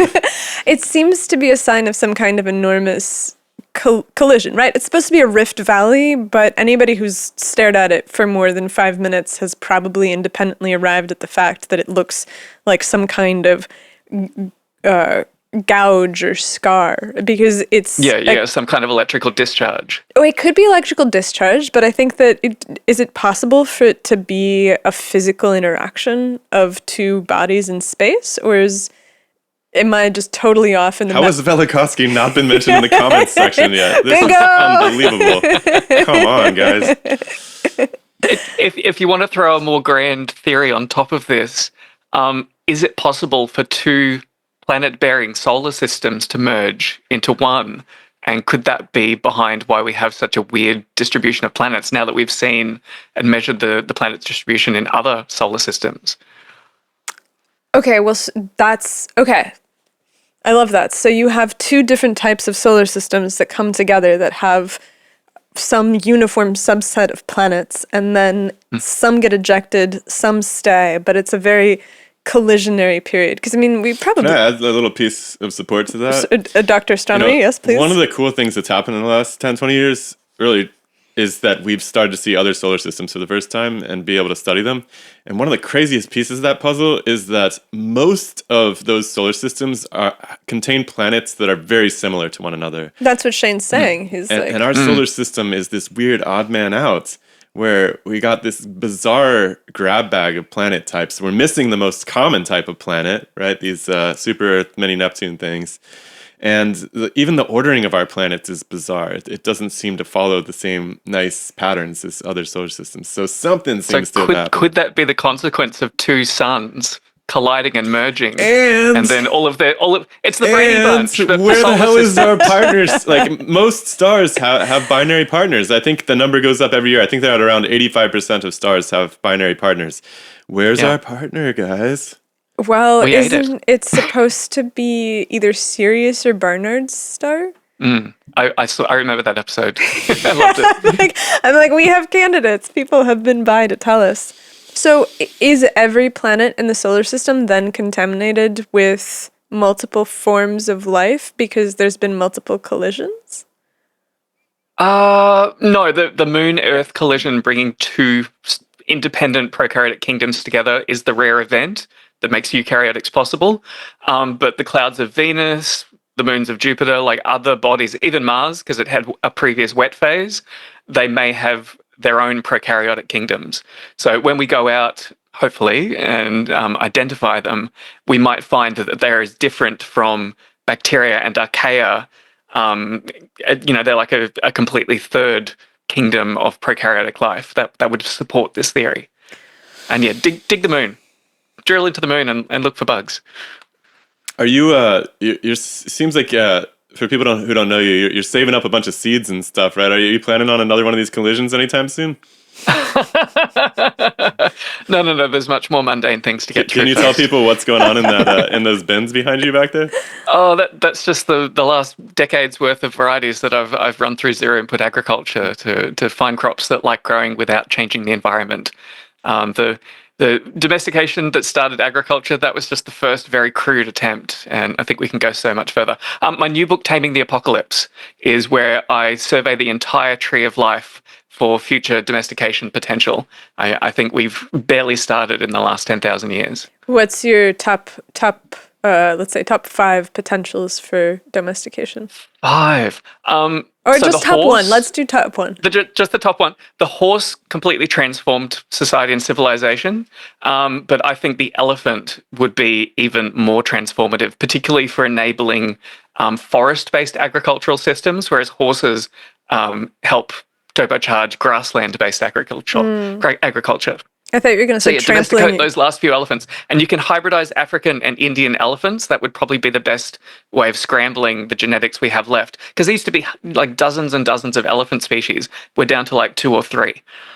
I was hoping that you were going to say trampling your enemies. Well, they've been useful for that too. I mean, they can be tamed, but we just haven't figured out how to get them to reproduce in captivity. But it's got to be doable. Okay, so after we buy Alexander the Great's gravesite, I think you're our next candidate for DemystifySci grants. Oh, yeah. If there's a rich Saudi or Brunei multi-billionaire out there who's like bored and doesn't know what to do with their money, you could be the founder of the next Yamnaya. They domesticated horses and conquered the world.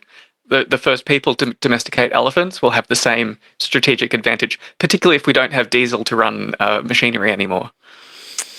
Shane's getting ready for something big. I don't know if Shane's right to this day. I'm still clearly I'm banking on things turning out all right, but I have the feeling some days that Shane is going to have the last laugh in this. Shane, it's always a pleasure to hang out with you, man. Please Brilliant. Come back, Thank do it you. again. I think that where can folks find you, by the way? So Zero Input Agriculture has a Substack. It has a podcast where I talk to plant breeders. The pig-chimp hybrid guy, I talked to him recently. His episode's coming up soon. He's a little bit elusive, but amazing theory, amazing talk. And I might check with him if I can come back to a future Paradigm Drift and air that theory for people, because it deserves more attention. That would be amazing. I'm going to follow up with you about getting his contact information, because I want to... Do it. I want to hear more from him. Talk some chimp-pig hybridization. All right, thank you, Shane. Big round of applause, guys. Come on, let's give him a hand. Thank you, Shane.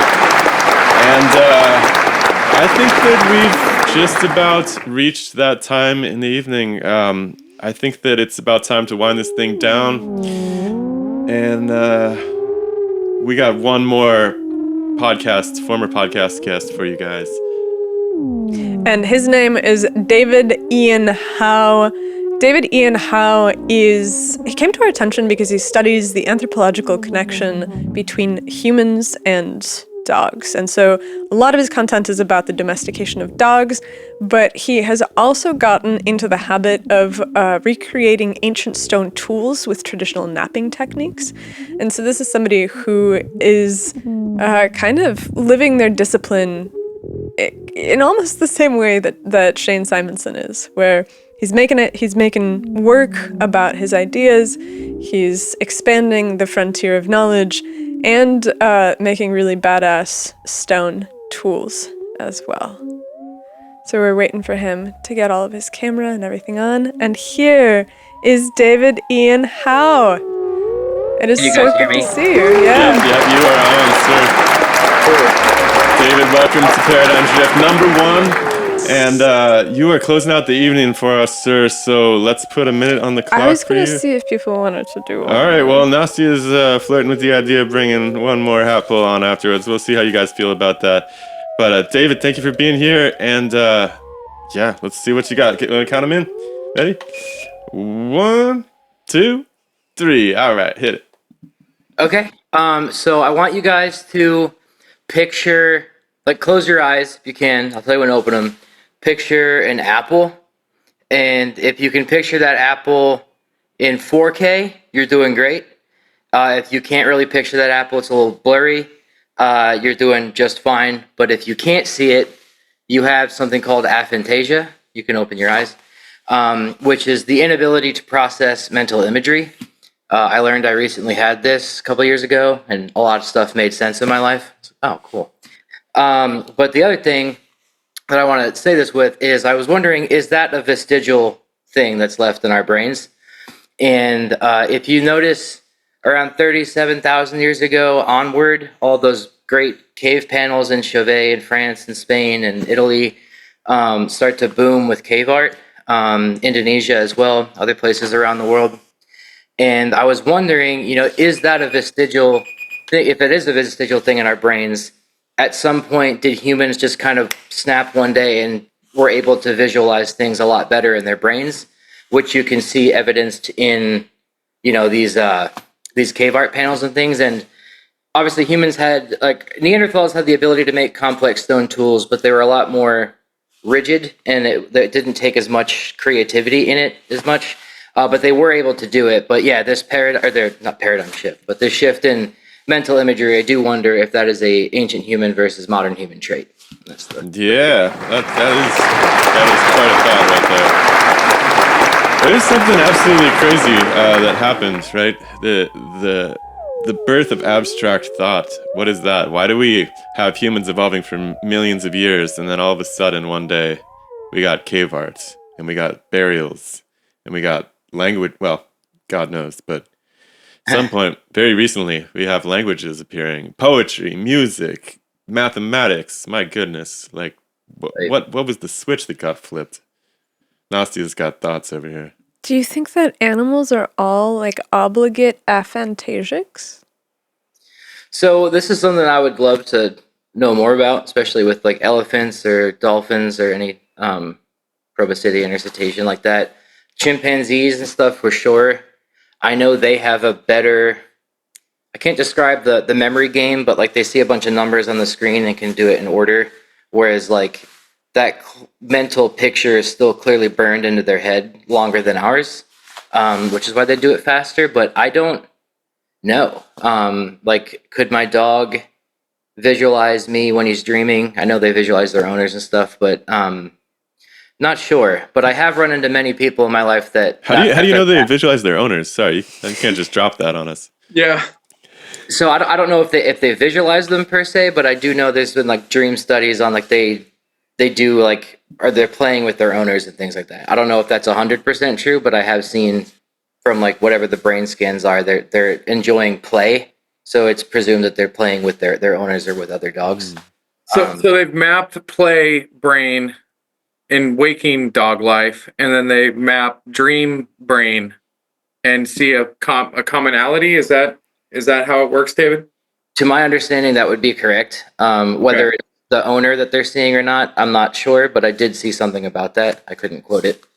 But for dogs, I'm not entirely sure, but for humans, that the visual imagery, I'm not entirely sure. And without the stone tool in front of me to show you, a Neanderthal like stone tool technique is called the Levallois technique, or Levallois, however you want to say it. And basically, they just took the piece of rock or flint, hit it in two different places, and then a third hit that knocked off a perfectly, sharp flake on all sides. And it's kind of wasteful in a way because you're just chucking the rock to get that one thing. Whereas modern humans kind of had this idea of like, okay, well, we can picture whatever, a classic arrowhead shape is or a spearhead shape is in it and get around that. And in my mind, you have to have language to make stone tools because it's insanely difficult to teach a modern human with words and written language. But you would also have to be able to picture that thing in there. I think that's why I struggle sometimes too, is I have to draw with the Sharpie the shape I want, or else I kind of lose track of it. That's kind of getting off into the weeds, but You do make these things too, by the way. Just people who don't know who you are. You've got a pretty cool YouTube channel where you kind of recreate these processes.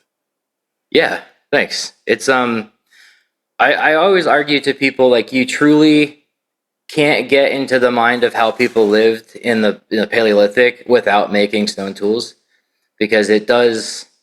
I've heard that it works the same part of your brain as chess, but I don't. That could just mean this half of your head. I don't know what specific part of the brain. But it does take a lot of forethought, calculation, and you do have to. Where I struggle is I know I fail to think 3 steps ahead, like you should in chess. But I can still get the crude shape out, and I know the process of it. It does take artistry to get to that point. But the bottom line is you need to be able to make a cutting implement to survive, and then from there you just build up. Do those things show up at the same time in the archaeological record as these other abstract processes? These points, or they're one of the earlier signs? So points and like just stone tools in general have a baseline. Homo erectus made a what's called an Acheulean hand axe. It's just a perfectly kind of that shaped tool that you just use to cut things. That was used for millions of years. Whoa. I wouldn't say a couple hundreds of thousands. However long Homo erectus around, so 2 to 1 million years. And then after that, it kind of specializes into different types of tools. And modern humans were a lot better at making blade core technology. So taking a piece of flint or chert and as efficiently as you can, setting that up to extract as many flakes as you could off of it. Whereas Neanderthals were more like, I just want this flake, and they threw the rock away and like got the flake that they wanted, but they also used that for cutting, skinning, and used it as a spearhead, which is pretty fascinating. So when you, obviously the notion that Neanderthals are like dumb is kind of outdated to most people, I think, but you genuinely do have to, it's humbling in a sense, I guess is what I'm trying to say, to sit there and make these tools and really understand like how frustrating it is when you fail at it, and add that to, the cold conditions of the Pleistocene and you're hungry, possibly experiencing torpor in a cave. Like it's grim. Pretty wild. Doug, what do you got on this? First of all, I just wonder, how can you tell who's visualizing and not visualizing something? I close my eyes. Am I seeing an apple? How do you know if I'm seeing or not seeing an apple? You're supposed to tell the truth, Doug. But tell the truth. But like, how do you even have a baseline to you know what I mean? Like, am I seeing red? No, I mean, I can. Anyways, that's just a weird. Is that subjective? Objective? I can never remember the. Anyways, how do you know? But the other thing is with sorry, I'm going back to dogs. Yeah. And they're training these dogs on how to use these like little, those like little buttons that you press and then it makes a sound. So like a dog will be like, squirrel, outside, hungry. And the dog can communicate with their owner. So something's going on where they can at least recognize certain patterns with these buttons that are actually attached to words which communicate with the owner. So that's a really interesting thing. I don't know how that factors into your theory either. Yeah. But I was just thinking you should have a summer camp of stone making and bring all the children in and tap into their Neanderthal / ancient Homo erectus or whatever we're called. Children running around with primitive blades. Making tools, what can go wrong? Yeah. Yeah. I've you'd done be that. surprised what kids are capable. Oh, you've done it. I haven't strapped nodes to their head, but I have taught a bunch of kids how to do it, and it's mayhem. But, I bet. It is interesting. Yeah, we would have just started slaying each other with those if I'd been part of that project. Kids I grew up with were savages. Your hair would be a little shorter, Shilo. Indeed. Yeah, big patches missing. It is cool seeing which kids do pick it up a lot quicker. Do they look more like Neanderthals? I guess you could say they're more modern human, I guess. Okay. less Neanderthal, okay. But I guess something with that too is like it's just an innate thing that not innate because humans are cultural, but it's something that we did every day for 3 million years that we just don't do now. And using a kitchen knife is the same thing as a stone tool, but you don't really go forge and fold the steel of the knife every day like we used to. So it is interesting seeing just some kids can just pick it up. Like this young girl couldn't have been more than 8, just made an arrowhead immediately, where like her brother was just frustrated because he couldn't do it. But I had something there with that. Do you use deer antlers, David? Do what? Do you use a deer antler to nape the or? Yeah, rock and deer antler. Sometimes copper too. You gotta check. He's got a YouTube channel where he does these things. It's pretty impressive. It's kind of amazing. Awesome. Actually. Thanks. Yeah. I guess one last thing for with the dog buttons there. I'm not entirely sure, like if that is true. I think if they're thinking complex syntax and grammar, probably not. But it does seem that they are able to string certain words together. But what is more impressive is like, and this doesn't really get talked about as much, but they do seem to just in their head know where that button is, and they walk right to it and hit it. Where there's like 16 on the ground, and I wouldn't even. Yeah, it is. It's interesting. Yeah, something's going on there. The dogs will inherit the earth for sure. This. I want to have the opportunity before we go. Speaking of dogs inheriting the earth, Shilo and I were talking about potential former intelligent civilizations on Earth. Like Solarian hypothesis? It was like 20 million years ago. And he made this really interesting point where he was like, well, there'd be bones of those ancient civilizations, like if they were around at the time of the dinosaurs or something. And then he was like, but if it was octopuses, they don't really have bones. I did make that point. That's my theory for the night, folks. I'll be here every week. Yeah, humans just like to leave a lot of trash, and that's all we really dig up. So whether octopi were, really good at cleaning up after themselves, you would have to check. But do you think you'd be able to find like 25 million year old or like 60 million year old trash piles?